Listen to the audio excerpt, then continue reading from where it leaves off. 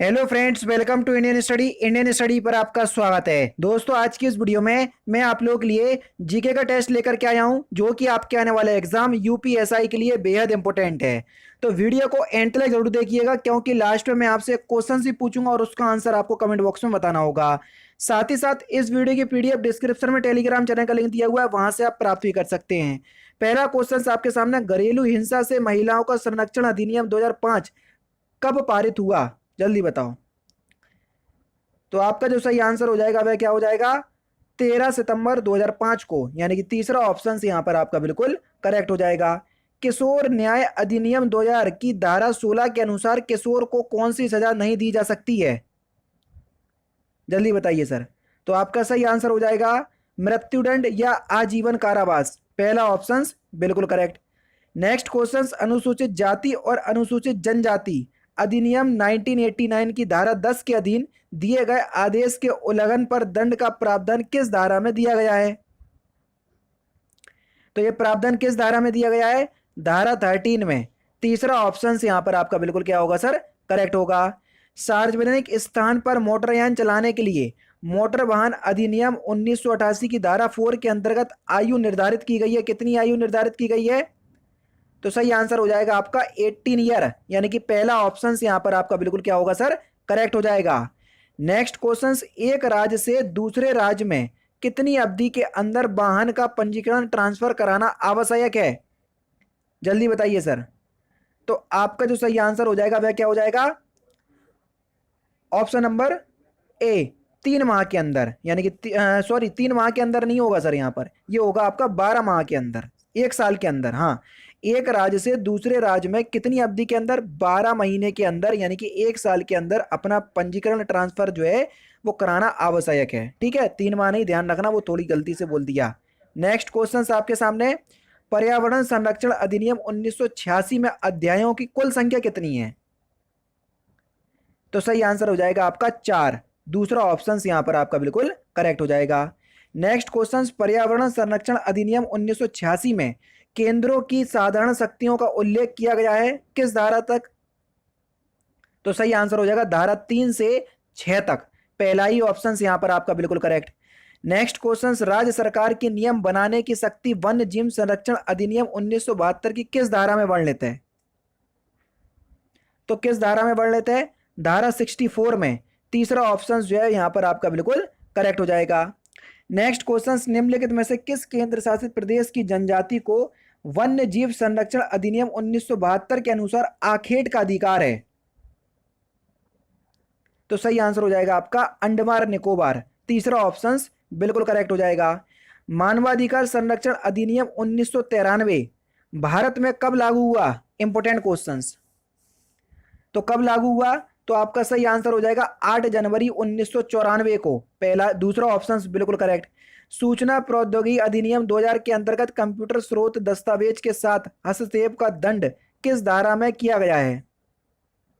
तो ये धारा 65 में किया गया है सर। तीसरा ऑप्शन यहां पर आपका बिल्कुल क्या होगा सर? करेक्ट होगा। नेक्स्ट क्वेश्चन आपके सामने, कंप्यूटर तथा संचार माध्यमों से संबंधित उपकरणों द्वारा सूचनाओं के आदान प्रदान करने से संबंधित अपराध कौन सा अपराध कहलाएगा?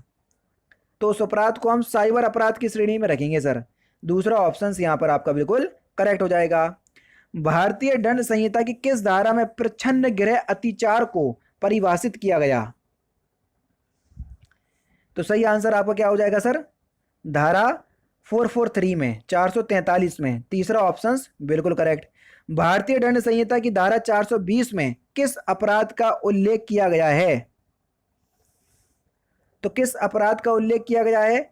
छल करना और संपत्ति परिदत करने के लिए बेईमानी से उत्प्रेरित करना, यानी कि तीसरा ऑप्शन बिल्कुल करेक्ट। राष्ट्रीय सुरक्षा अधिनियम 1980 का प्रमुख उद्देश्य क्या है सर? तो इस अधिनियम का प्रमुख उद्देश्य क्या है? तो आपका जो सही आंसर हो जाएगा वह क्या हो जाएगा? राष्ट्र की सुरक्षा करना और जनता के जान माल की सुरक्षा करना, ये दोनों ही उद्देश्य हैं। तीसरा ऑप्शन यहां पर आपका बिल्कुल करेक्ट। राष्ट्रीय सुरक्षा अधिनियम 1980 में केंद्र या राज्य सरकार किस धारा में निरोध आदेश पारित कर सकते हैं? किस धारा के अंतर्गत? तो आपका जो सही आंसर हो जाएगा वह हो जाएगा धारा 3 के अंतर्गत। दूसरा ऑप्शन करेक्ट। सूचना के प्रकटीकरण से छूट का वर्णन सूचना का अधिकार अधिनियम 2005 की किस धारा में दिया गया है? तो किस धारा में किया गया है? धारा 8 में। दूसरा ऑप्शन जो है, तीसरा ऑप्शन जो है यहाँ पर आपका बिल्कुल करेक्ट होगा।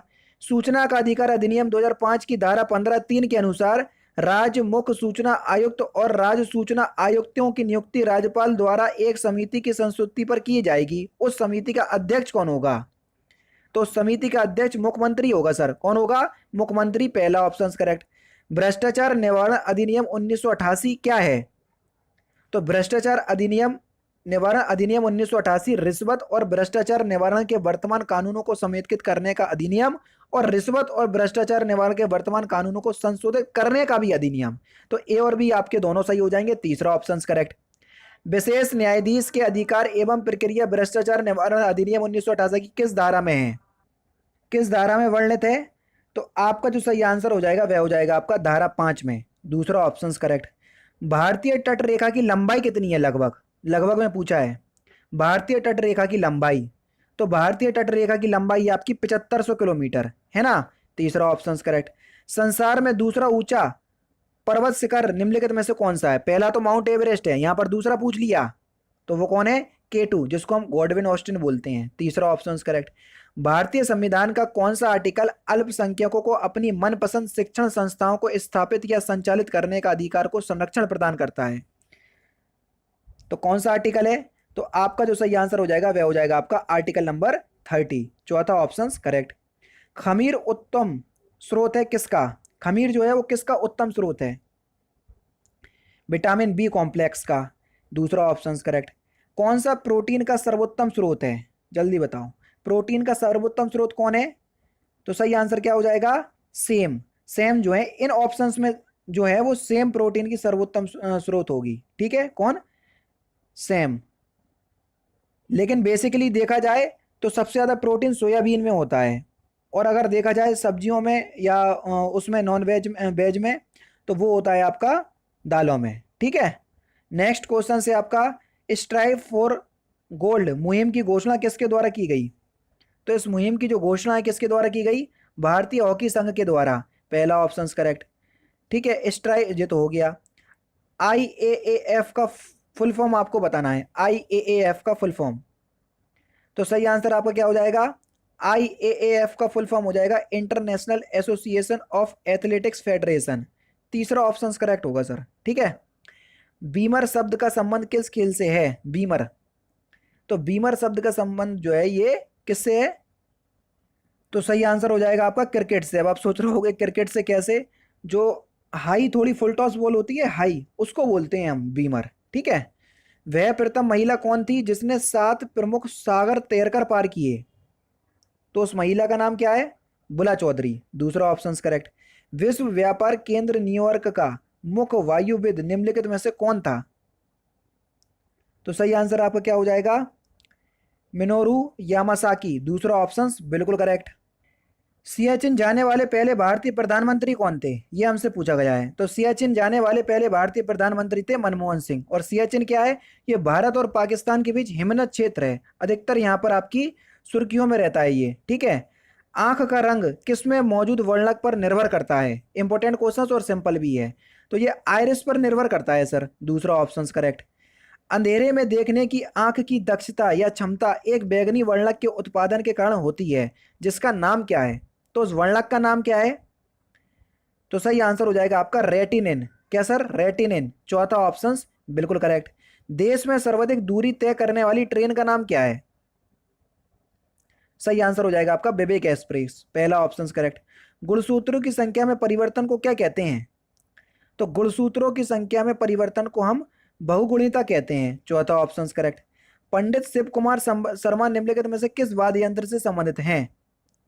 तो किस वाद्य यंत्र से संबंधित हैं? संतूर से, चौथा ऑप्शन करेक्ट। पुष्प की सुखाई गई कलियों का प्रयोग किस मसाले के रूप में किया जाता है? सिंपल क्वेश्चन है ये भी। तो ये लौंग है, तीसरा ऑप्शन बिल्कुल करेक्ट। नेक्स्ट है आपका कि पारिस्थितिकी तंत्र में नाइट्रोजन का परिसंचरण किसके द्वारा होता है? नाइट्रोजन का परिसंचरण तो किसके द्वारा होता है? ये होता है आपका सर जीवाणु के द्वारा, यानी कि इस क्वेश्चन का दूसरा ऑप्शन जो है वो आपका बिल्कुल करेक्ट हो जाएगा। कारों में हेडलैम्प जो हेड लैंप होते हैं, हैंड लैंप नहीं, हेड लैंप में प्रयुक्त दर्पण किस प्रकार का दर्पण है? तो परवलयाकार अवतल दर्पण होता है वो, पहला ऑप्शन करेक्ट। लास्ट क्वेश्चन, निम्नलिखित में से कौन सा दर्द का निवारण निवारण करता है? तो नाम बताना है आपको जो दर्द निवारक गोली है। तो इस क्वेश्चन का आंसर आप कमेंट बॉक्स में बताएंगे, बहुत सिंपल भी क्वेश्चन है। तो ये थे आपके 40 जीके के इंपॉर्टेंट क्वेश्चंस जो कि मैंने आज के इस वीडियो में आपको कंप्लीट करवा दिए। वीडियो अगर आपको अच्छी लगी हो तो प्लीज़ दोस्तों वीडियो को लाइक और शेयर जरूर कर दीजिएगा। तो दोस्तों फिलहाल की वीडियो में सिर्फ इतना ही। अगर आपको वीडियो पसंद आए तो प्लीज़ दोस्तों वीडियो को लाइक कीजिए, शेयर कीजिए और साथ ही साथ हमारे चैनल को सब्सक्राइब करना ना भूलें, क्योंकि मैं रोजाना इसी तरह के वीडियोस आप लोगों के लिए लाता रहता हूँ। नमस्कार दोस्तों, जय हिंद, जय भारत।